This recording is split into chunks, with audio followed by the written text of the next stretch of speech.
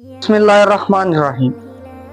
आज का खास और मुजर्रब अमल मेरे उन दोस्तों के लिए एक तोहफा है जो अक्सर औकात शिकायत करते हैं कि उनके पूरे या आधे सर में दर्द रहता है। अमल बहुत सादा और मुख्तसर है। इंशाअल्लाह अगर आप अमल करेंगे तो जिंदगी भर दुआएं देंगे।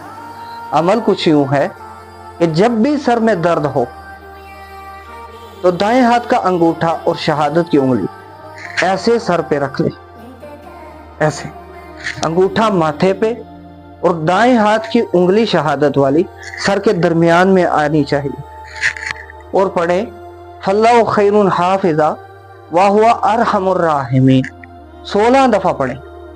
उसके बाद थोड़ा सा पानी पिए और पाँव नंगे करके यानी जूतों के बगैर थोड़ी सी हल्की वॉक करें। उसके बाद देखिएगा आपके सर का दर्द जाता किधर है।